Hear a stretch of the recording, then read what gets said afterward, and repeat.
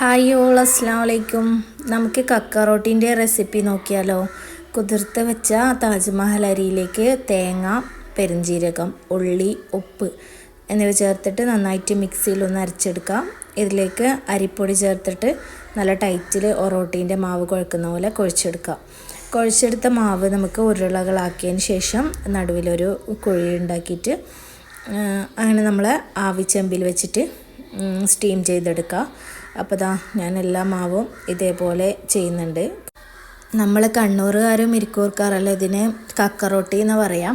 പിന്നെ കുറച്ച് പുറത്തുള്ള ആൾക്കാർക്ക് ആണപ്പത്തൽ, കുഞ്ഞിപ്പത്തൽ അങ്ങനെ പല പല പേരുകളിൽ ഇതറിയപ്പെടുന്നുണ്ട്.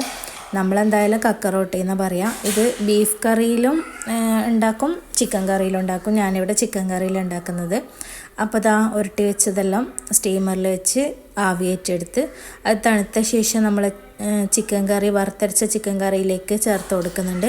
ഈ ചിക്കൻ കറീൻ്റെ റെസിപ്പി ഞാൻ ഇട്ടിട്ടുണ്ട്, അപ്പോൾ കാണാത്തവരൊന്ന് പോയിട്ട് കാണാം. അങ്ങനെ ഇത് തിളച്ച് വരുമ്പോൾ നമ്മൾ കക്ക റൊട്ടി ചേർത്ത് കൊടുത്ത് നന്നായിട്ട് മിക്സ് ചെയ്തെടുക്കാം. നല്ല വറ്റി വരണ്ട് കക്ക റൊട്ടിയായിട്ട് കറി നല്ലോണം ജോയിനായിട്ട് വരണം, എന്നാലേ കഴിക്കുമ്പോൾ നല്ല ടേസ്റ്റ് ഉണ്ടാവും. അപ്പോൾ ദാ ഇതേപോലെ വരണം. അങ്ങനെ നമ്മളെ കക്ക റൊട്ടി ഇവിടെ റെഡി ആയിട്ടുണ്ട്. അപ്പോൾ ട്രൈ ചെയ്ത് നോക്കാത്തവരൊന്ന് ട്രൈ ചെയ്ത് നോക്കുക.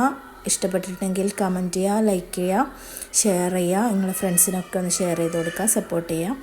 അപ്പോൾ അടുത്ത വീഡിയോ ആയിട്ട് കാണാം. അതുവരേക്കും ബായ്, അസ്സലാമു അലൈക്കും.